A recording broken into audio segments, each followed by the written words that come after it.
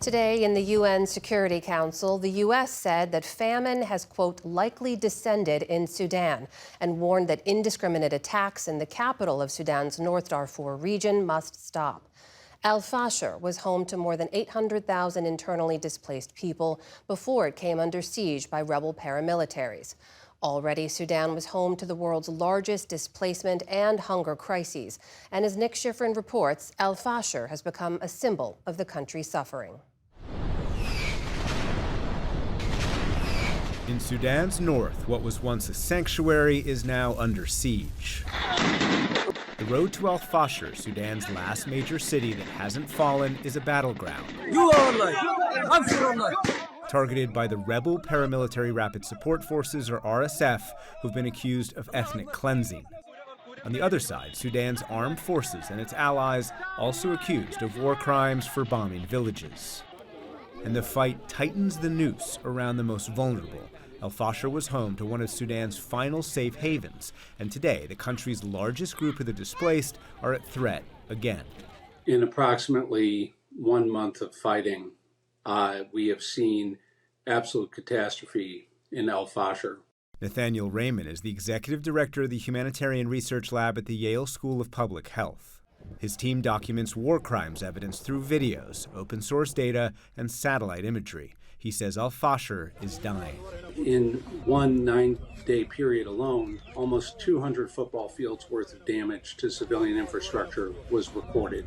I can't overemphasize for those watching this broadcast that the speed of destruction by fighters on the ground is almost unparalleled. Satellite images show dozens of villages on Al Fasher's outskirts burned, refugee camps devastated.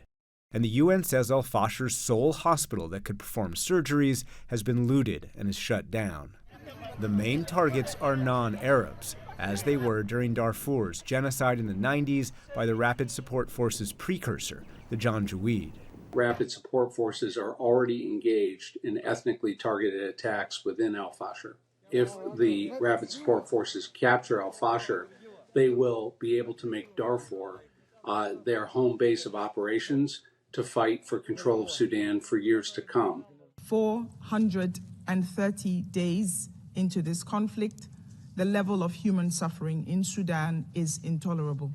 Today at the Security Council, the UN warned that 2 million Sudanese are at risk of slipping into catastrophic hunger. Every day that we wait for funding to come, more lives are at risk.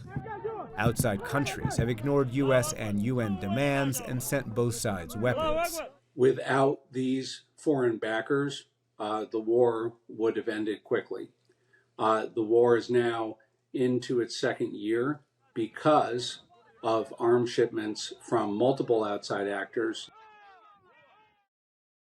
Last week, the Security Council passed a resolution demanding the end of the siege of Al Fasher, called on countries to respect arms embargoes and not fuel the conflict by providing weapons. But the resolution has no enforcement mechanism.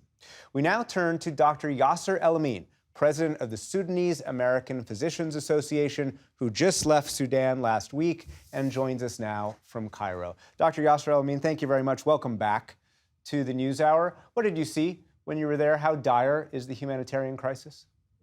I visited a hospital in Omdurman, west of Khartoum, where patients or children with malnutrition are being treated. And I saw 3 children sharing a bed. Those children are being treated for malnutrition. They are skin on bone. They are just a testimony to the acute hunger that Sudan faces now. I've also witnessed the extreme limited resources that hospitals suffer from. Please remember that almost 60% of Sudan hospitals are non-operational at the moment. So what you're seeing, what you're highlighting is 2 aspects, as you said, both the hunger and also the inability for doctors and hospitals to provide the medicine that's needed. Each of those cases you and I talked about when you were on the broadcast last year. Has it gotten much worse? I think it has. And again, make no mistake, this is a man-made crisis. This is not due to a natural disaster. This is a decision by the SAF and by the RSF not SAF, to the allow Sudanese human. Armed Forces, and RSF, Rapid Support Forces, the rebel paramilitary group. Correct. This is my second time that I've been to Sudan since the war erupted, and I could notice the worsening of the humanitarian crisis, and also I could witness the extreme sense of lawlessness. One of the things that I witnessed is that a lot of civilians are now carrying guns, carrying Kalashnikovs. When I went last year, there was a sense that there was still some sort of law, some sort of order, some sort of army being so strong and being able to control things. I have lost that sense when I visited Sudan last week. One of the hotspots that we've highlighted today is Al-Fasher in Darfur. What is the impact of the fact that there's really only one healthcare facility available? Well, it's clearly a complete disaster for a simple reason. This is a war zone, and there is indiscriminate bombing both by SAF and by the RSF. So there is great need for hospital services, let alone the other normal, ordinary, disease that the population would have. Al-Fasher has been a safe haven for hundreds of thousands of people who fled RSF, and the worry is if the RSF were to take the city, that there may be an ethnic, cleansing there, or there may be widespread violence and massacres happening inside Al-Fasher. So that's why Al-Fasher is particularly worrying, and the lack of health services there is even more worrying, especially when we may be faced by a crisis very soon. And finally, Dr. El-Amin, how much has this war been defined by gender-based violence? Sudan has known gender-based violence, but the scale of the gender-based violence in this war has been unprecedented. One of the very brutal aspects of this war is the amount of women, young girls in some cases, that were raped. When I was in Omdurman, I've heard horrible stories from physicians who've treated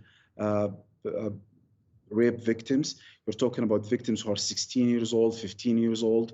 It's now something that's very routine when the RSF in particular takes over a place that mothers and elderly try to hide their younger sisters and daughters. Clearly, the majority of reported cases by credible sources, and certainly from talking to the physicians that I met in person in Omdurman now, most of the cases have been committed by RSF. Dr. Yasser El-Amin, president of the Sudanese American Physicians Association, thank you very much. Thanks for having me.